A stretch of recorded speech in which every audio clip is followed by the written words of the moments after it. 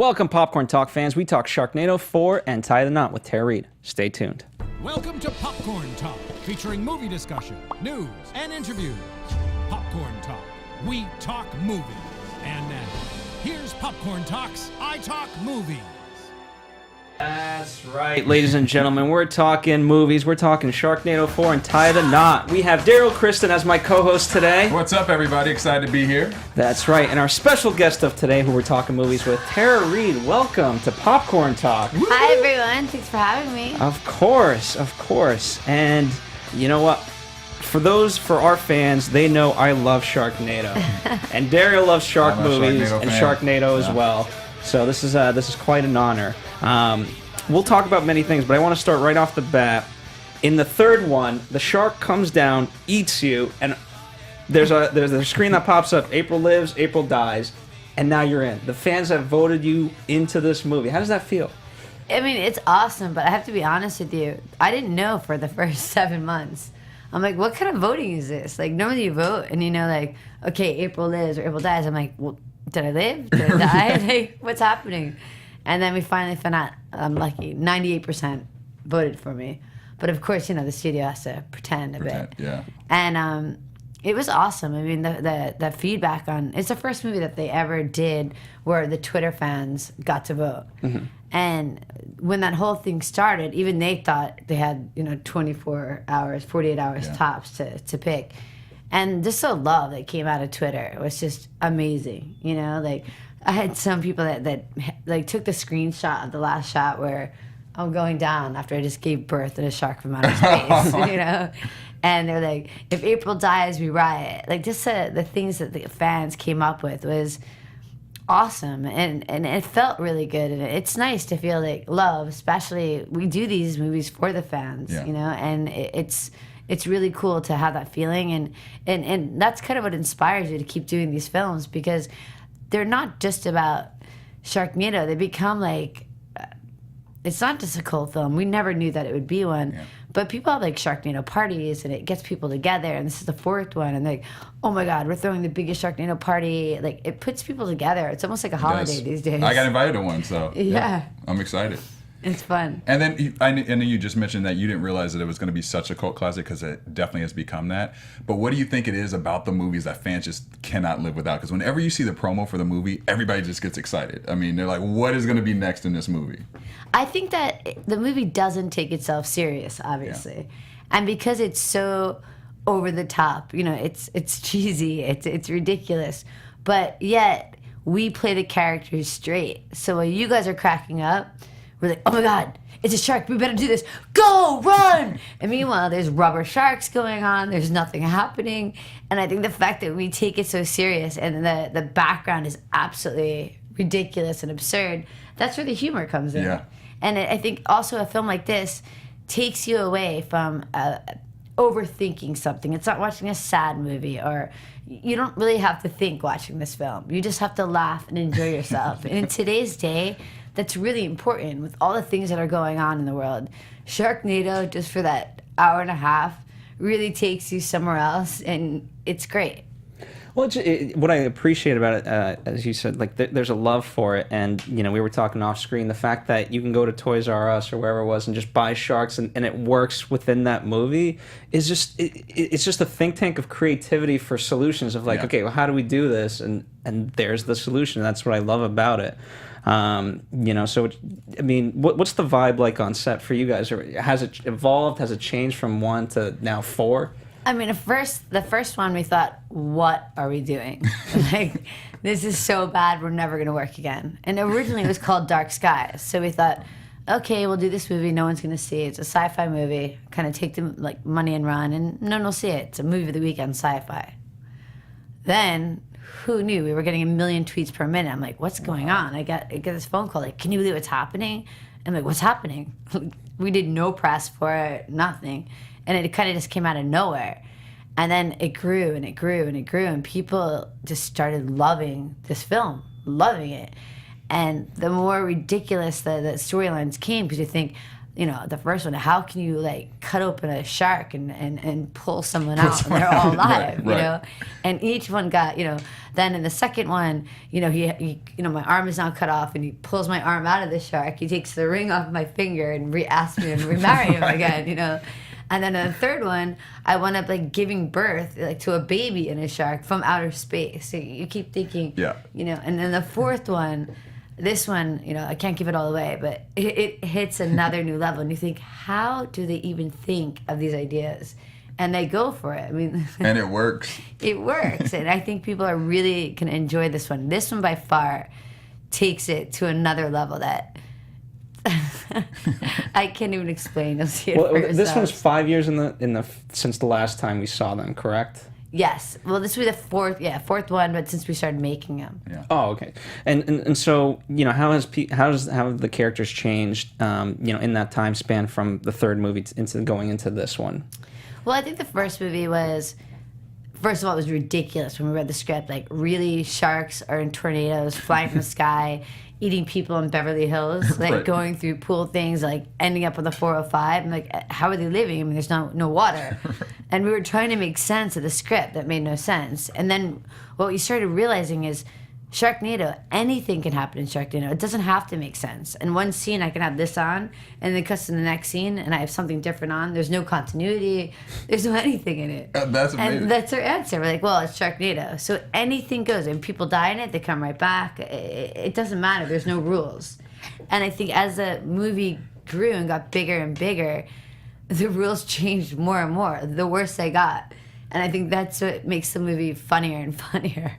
And I think people love the fact that each time you don't know who's going to make a cameo. I mean, I literally can't wait to see the new one just to see who's going to be on the cameo. I mean, we have Maria Menounos, who's our founder, was in the last one. And then it's just like, we just really like to watch and see what's going to happen to the next person. I mean, I remember like, they're just Salt from Salt and Peppa, or Peppa from Salt and Peppa. She got killed, and there's just so many different people that are on there that you enjoy watching. And that's the beauty of it. Like everyone, like there's so many people. They're like, I don't even need a line. I just want to get eaten by a shark. Yeah. Like that's all they want. So half the time people ask us about the cameos, and we don't even know who the cameos are. They barely tell us unless if we have a scene with them. But a lot of times it's just that they want to get eaten by a shark. It's funny. My favorite one was for the second one was Kelly Osbourne. She's a good friend of mine, and that was really fun. Did she reach out to you to be in it, or how did that come about? We talked to each other about it, and she's like, I would definitely do it. And then we reached out to her, and she did it. And she's actually really good in it. She's a great girl, but she's a great actress. And then the third one, like a dream come true. My mom got to be Bo Derek. I mean, come on. Wow, yeah, that's I was legendary like, right Bo there. Derek's going to play my mom? Like, that was awesome. And now this one is even crazier. Gary Busey plays my father. So when you think about it, Bo Derek and Gary Busey made me. Like, of course that makes sense, Are there any cameos, whether from the fourth one or even the previous ones, who you would have wanted to be in a scene with? There's so many of them, but again, like you don't realize who's doing it. But when you see their cameos, they're really awesome because what happens is during like when we're shooting the film, they don't even know who the cameos are. So after the movie's done, they get all these people that want to do cameos, so they actually reshoot the people just have cameos in it. So there's not that many scenes that we're involved with the cameos. Like most of the cameos aren't really cameos because they're smaller parts, but the true cameos are the ones that get eaten by a shark. Yeah. Yeah. And then typically, how long did it take you to film the movie? Well, that's kind of what's crazy. With all the special effects and everything, it would take most people months and months, Our average movie is about 18 days to film all this. So really fast. It's crazy. We're shooting 13 pages a day sometimes. Do you guys sleep during Yeah, I was that? gonna say. Not really. I mean, I think this one, because of weather and different things, I think we only had 15 days. Wow. And with this one, you'll see more special effects on this one that you think it just makes no sense in so many ways, but of course it makes sense. But wow, like this one, when we were shooting it, I thought, oh my God, like this one is by far going to be the worst one so far. Like how we're going to put this together. And then originally, like right now, I just did ADR, and it works. Yeah. Like, in its own way, it really does. We see your character in the promo doing like a backflip. It seems like you got a lot more action even than the previous films in this one. Did you have to train a lot for that, or what was it CGI'd a lot of it, or how did it work? This one was awesome because her character grows from the first one to now. But again, in the third one, it was up to the fans. April lives or April dies. So in this one, it's 5 years later. So you don't realize what happens in the film, why it's 5 years later, and what happened to her. Yeah. So the story will unfold. You know, most people do think she's dead in the beginning, and then she unfolds herself, and you realize she's learned a lot. She pulls a Nova. She pulls beyond a Nova. She becomes like a role that I think that every actor dreams of playing one day, and I become a superhero in this movie. Like, I could fly. I have I have laser arms. It's like everything, when she had the chainsaw hand, there's so many gadgets that go on this thing now. It just basically could do anything. She could run like faster than the speed of light. She could carry a car. Wow. I mean, she's badass. She's really badass. And it was so much fun to play on this role. I mean, she totally took a 360, and it was great and so much fun to play. And also ridiculous at the same time, and again, that was so much fun. And when you see the film, everyone goes to another level in this film. And while you're playing the character, are there times that you give input and say, you know what, this is working, or this isn't working, or maybe we should switch this up, or is it pretty much strictly by the script? And it's you so just not by the script. I mean, you basically get the script, and we don't do the script at all. I mean, we don't have the time to shoot what's on the script, and sometimes it makes absolutely no sense because of what we shot before, because we're cutting down the scenes or we're making them. So I would say at least 60% of this movie is improv. And so you're just going, and you don't even know what the other person's talking about, but you just run with it. And you're like, what are you saying? And in this movie, there's such a trust between, Anthony, the director, and me and Ian. Us three started from the first one till now, and there's just a trust level that makes us be able to create these moments that we have, because anyone else that we're doing with, we would think there's no way we could do the scene. And we actually trust each other to know that somehow it will play. Yeah. Well, we had Thunder Lebanon for the last one. He was saying, there is an evolution to it, which is kind of smart, where he was saying, initially when Sharknado happened, we didn't answer a lot of questions, and now the questions are being raised, and we're kind of starting to answer them, but not quite. So the best example I can give of that is in the third one, when they're like, how are these sharks in space? And your rebuttal is, well, how are they in a tornado? That's just the thing. In this one, you really don't know how anyone's anywhere.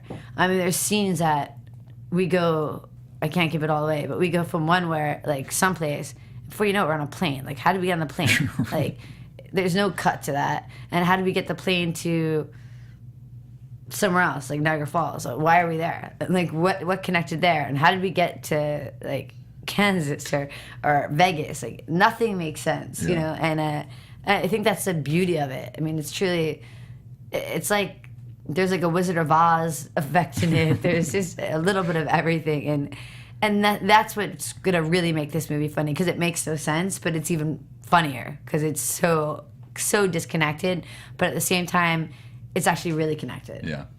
Is it going to be a little bit more spoofy now? Like the title itself, The Force Awakens, obviously a call to Star Wars, The Force Awakens. Is it going to draw from that movie and other movies in a way, or not really? I think they, one thing that they've been really good with making the Force Awakens. So they knew that was going to happen with Star Wars. And even when we did the whole first thing, it was, they're very smart about the publicity and how they promote it. Mm-hmm. So like Game of Thrones, when you didn't know if he was gonna die or live, that was the first thing that they did with me, is April alive, and it was the same shot that they used with him, with my face down, and you couldn't tell. Like, so the way they're promoting it is things that work already, mm-hmm. and then they take a twist on it, and then they just do what Sharknado does best, and they don't even know what they're doing, but it works. I kind of have a two-part question for this. First, where would you like to see April be in like 5 years? And then what city would you like to see the next Sharknado movie be in? Where I see April in 5 years? At this point, knowing what our last child, who's now 5 years old, when we first had him last year, because the 5 years cut by. And remember, he was born in a shark from outer space. Right. So this kid isn't a normal kid. Right. So he is. He's special. He's definitely special. So it's another level of a character we're adding in. To see where she's going to grow with the kids and on their special levels. And now April's not April anymore. She's half like human and half robot. So she's battery operated. So she has both sides to her. So to see where she's going to go and where the kids are going to go, and who knows if we're going to have more kids in the film or what's going to happen. In this movie, I can never guess. I really can't guess. Yeah. We never know what the storyline's going to be.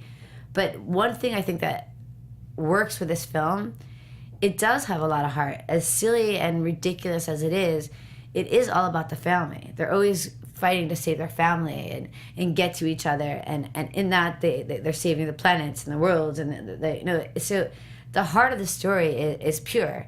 And it's never making fun of someone, or it's not negative, and that's why people like it, because it's silly and it's fun and it makes you laugh. It's so absurd that it's great. It's so bad that it's good.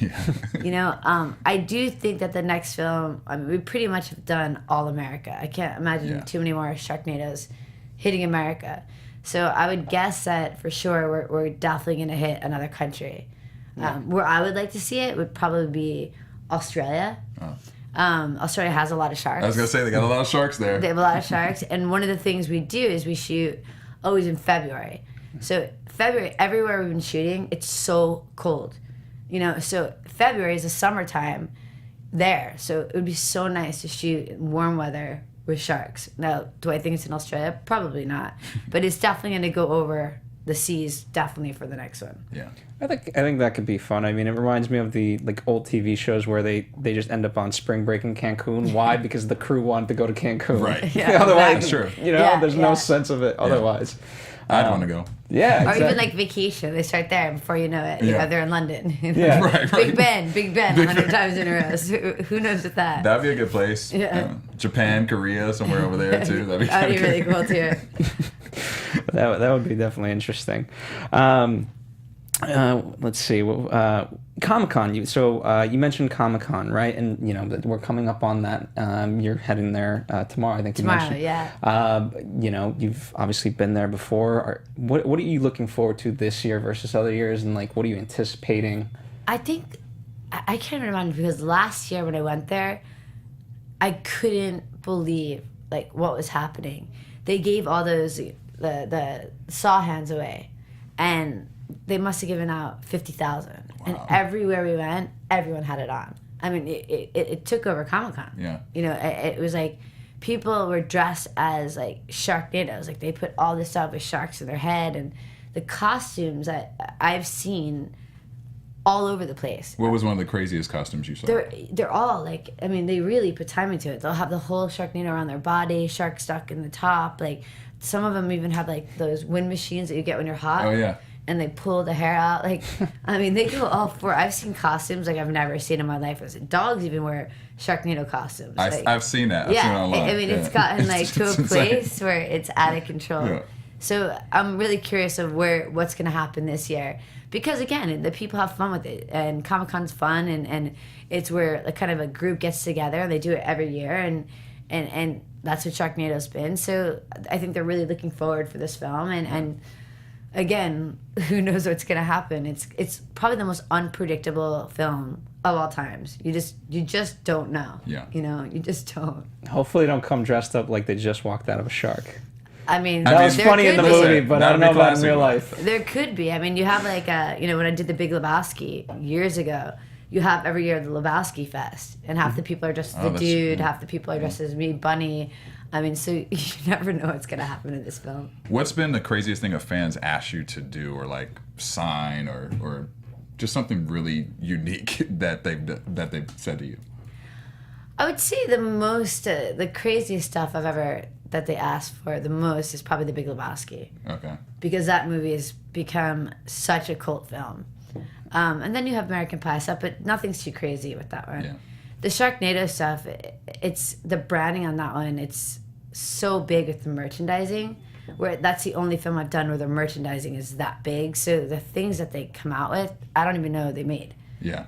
So they ask you to sign things. You're like, we made bed sheets too? Like, like it's unreal. So I would say a mix of everything. And they don't ask you to sign something weird, like sign my armpit or, Oh, no, I get asked to sign stuff like that all the time. I'm like, but why do you want me to sign your arm? Like, you're eventually going to wash your hands off. Like, you're better off with, anything else. So they're like, no. I mean, I've had some people, make a tattoo out of my autograph on their hand, but then I thought, God, I should have wrote my name so much better. I didn't realize you're going to make a tattoo out of it. It was like the Dr. penmanship. Yeah. Did you know that going in, or did they, tell you? No, I didn't know that. They're like, can you sign my arm, or can you sign my chest? So you sign it, but then when you realize that they're going to make a tattoo out of it, you're like, maybe I should have made my name a little bit clearer. Yeah. Now, David Hasselhoff is joining the cast this time. Legendary. I mean, people were talking about that too, how he's going to be in the film. Did you get a lot of scenes with him? And how is it to I have work a with lot him? of scenes with him. He was in the last one too, but I had no scenes with him. And this one, I would say at least 60% of my scenes are with him. And the guy's awesome. I mean, he's such a good guy. He's so funny. He's very professional. He looked at this movie half the time. He's like, I can't say that. I can't do this. This is just ridiculous.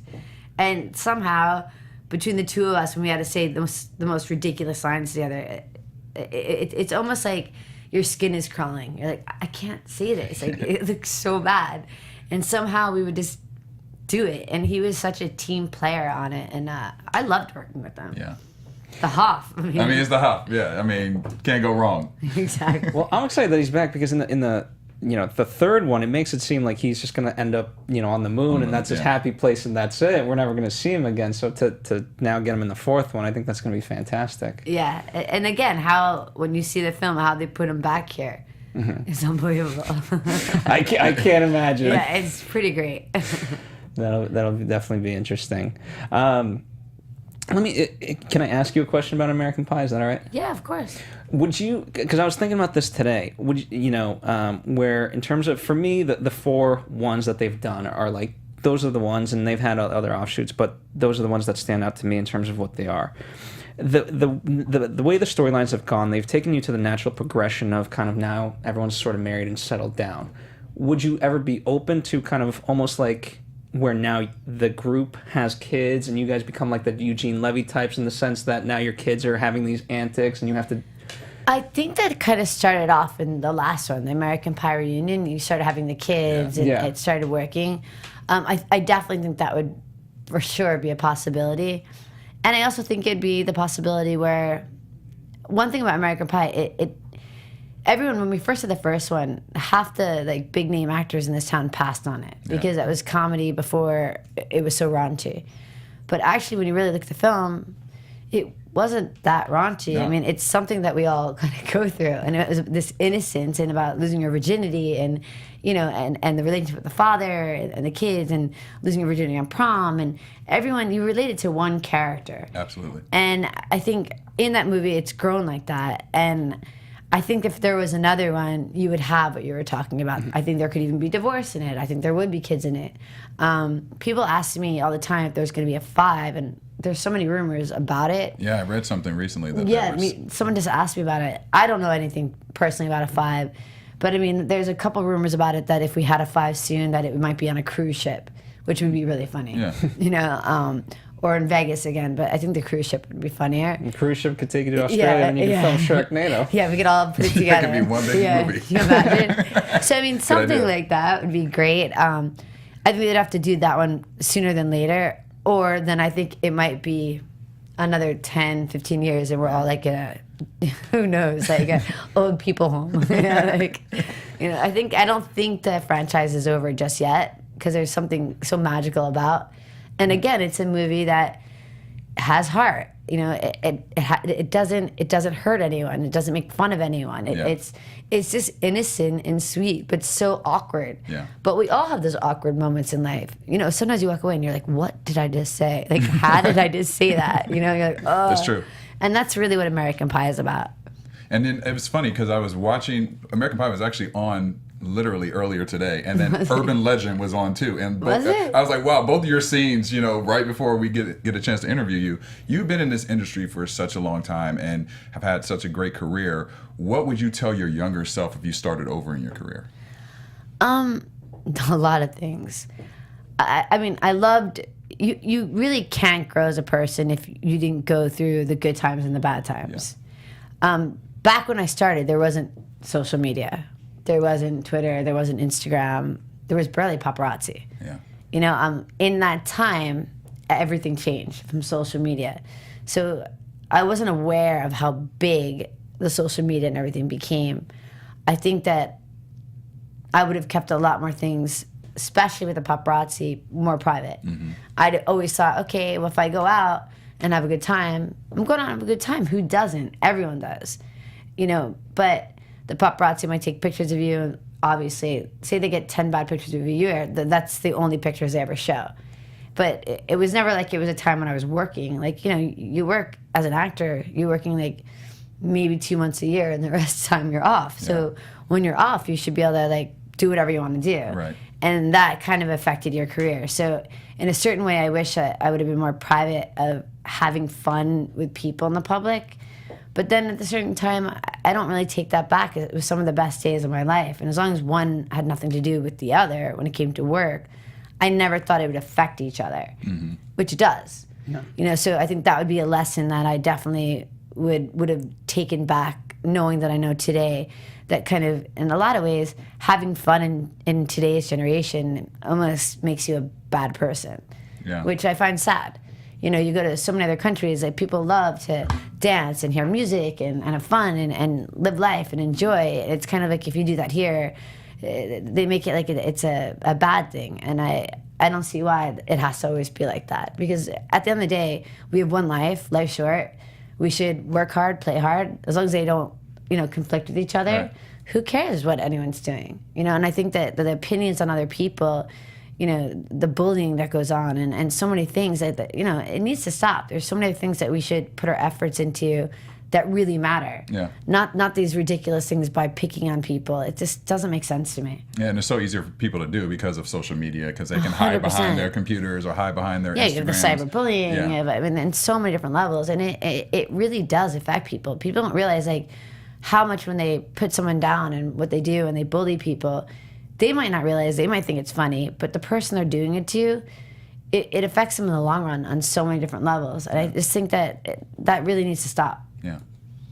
I agree. And I do think, I mean, even beyond, like, for kids today, I've seen so many instances where people post, like, stuff on their Instagram or Facebook, and they won't get a job because of it. So That's true. You know, it goes people beyond. are getting fired now because of things. I just absolutely. read an article about it earlier today. So that's why so many business people can't put anything on these things because, you know, they get fired all the time. But even as an actress, when they show me the same story from 10 years ago, and they always keep writing it who's it helping? A, it's old stories, and B, that's not helping me get the films that I necessarily want to get. That's true. So it's like if the media and stuff can't get over these things, how can I keep growing? Yeah. And that's something that's out of my control because, you know, the papers sell and they sell. It's almost like you become a cartoon of yourself, of what they portrayed you because it sells.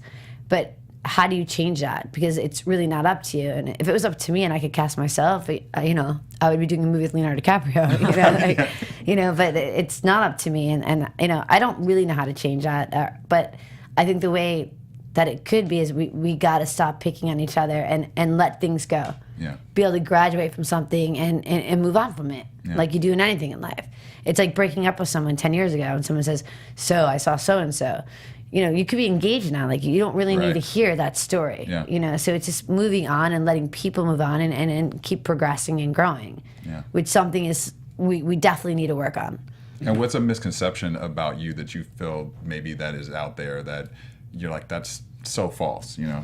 Well, I mean, I just think there's so many. There's not one. We could be here for days. But I mean, all could. Me too. Yeah, you know, exactly. I mean, the stories that started were over. American Pie was 20 years ago. Wow, it's been that long. Yeah, it's been that long. So, I mean, I really wish that they could write maybe more normal things about what, I'm 40 now than when I'm 20. So I kind of want to, like, it's like I want to graduate and the media's not letting me. You're forever 21 to me, by the way. I just have to say Thanks. that. Forever 21. I love it. And you've got also another movie coming out, Tie the Knot, as well. What can you tell us about that movie? That movie was such a different experience that I've ever done. When I first got the offer and script, I thought, what is this? Because it was a Bollywood film. Yeah. And I've watched so many, and they're so funny to me. And like, you have a dead serious scene, and then all of a sudden they break out into a dance and singing. And so to mix the two together was really cool because the filmmaking is different. The acting style is different. And it was something, a new experience that I've never done before. And it was a real joy working with all different kind of actors and learning from each other. And I mean, I swear, one of those sets it was one of the best sets I've ever worked on. And people were just happy. They love it. And I thought, God, I wish we had a little bit more of that. And what's your character like? Let the fans know what they can expect. She's a teacher. She plays an American. She's a teacher from here. And she just gets fired from her job because they're letting teachers off, and she's been stuck in her hometown her whole life, and she wants to change. So she goes to the airport and she goes, just get me a ticket anywhere, to get out of here. And of course she couldn't afford anything, and the one thing that they could afford, was in India. And she's like, oh, here we go. She goes to India and she starts realizing that the way the education system is over there isn't right, and she gets re-inspired to help the children, and she winds up moving to India and becoming a teacher there, and really reestablishes her whole self and part of the education, and it's really a sweet story. And how long did you film? And you filmed in India the entire time, or? We actually shot it all in LA, but they did a lot of the back, like, B camera rolls on all of the locations in India. Oh, wow. So when they mix it together, like, you really believe we're in India. Wow. They did a good job. Excellent. Wow. Well, I know it's almost about time to wrap up, Derrial. Any last questions from you? Well, we were really excited to have you in here, and like I said, we both have followed your career for a long time. That's why I can't believe that American Pie is 20 years old. I'm like, wait a minute, how old am I? Right. Jesus Christ. Yeah, that's what I say. How old am I? Like, it scares I'm like, wait a me. minute. When people say that, I'm like, what? Yeah, I'm like, what? It felt like yesterday. It did. I was like, I was watching it today, like, hey, it's only a year old. What word would you use to describe your career? I would use it as, it's a good question. Part of it is fascinating. Mm-hmm.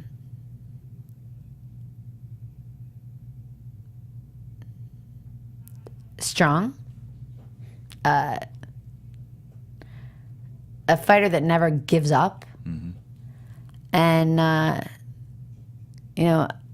I keep going. As much as I've been trying to be knocked down in my life, I'm still here, and I think I'll be like the old lady in Titanic throwing off the diamond one day. So I'm not going anywhere. And what would you like to do next? I would love the next movie. Actually, I'm doing is an awesome film, and that will be shot in London, and it's called The Dark Assassin, and that movie's about purgatory, actually. Oh, wow. So it's a really interesting story that's really never been touched on.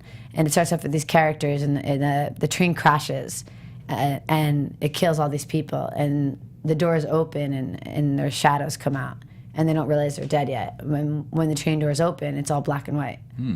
So they have to realize they're dead, and they walk through, and then the sins that they have, and what they've done right and wrong, that they have to decide which way they want to go, and the lessons that they've learned, how it affected other people. And in that time, when they end up at the gates of heaven, heaven and hell became together. They fought together. So it's all melted together, and you see them at war, and who wins and what's happened to people. And it's a great story. It's really Sounds fascinating. right up my alley. It's like a cross between Ghost meets like a modern day horror movie. Almost. It's exactly, yeah. It's really cool. I'll be there. So 2017, we can kind of expect that? Yeah, 2017? exactly. Yeah, Right. I think you'll really enjoy that one. I'm excited for it.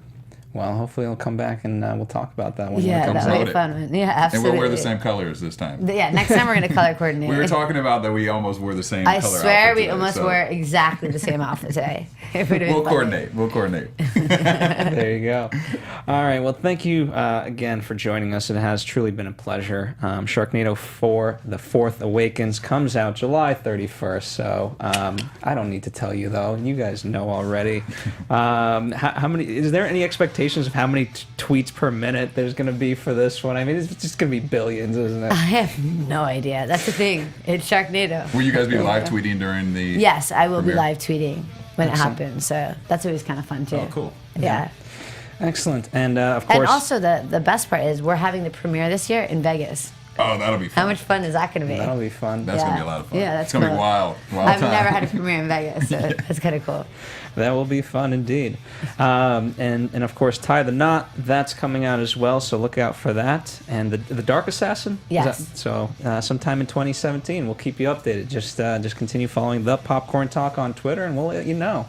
At Derrial Christon, Yay! at the Popcorn Talk, thank you guys for joining us. Bye, guys. Wait, you can't forget to have her give her Twitter feed and Yes, social yes, of media course. handles and everything so people can live tweet her.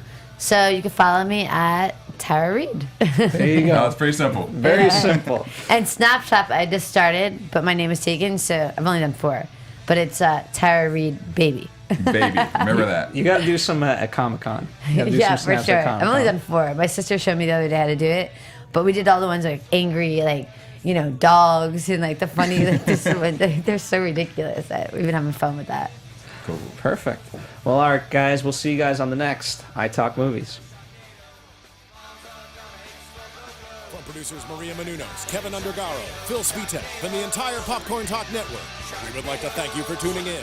For questions or comments, be sure to visit popcorntalk.com. I'm Sir Richard Wentworth, and this has been a presentation of the Popcorn Talk Network. The views expressed herein are those of the hosts only and do not necessarily reflect the views of the Popcorn Talk Network or its owners or principals.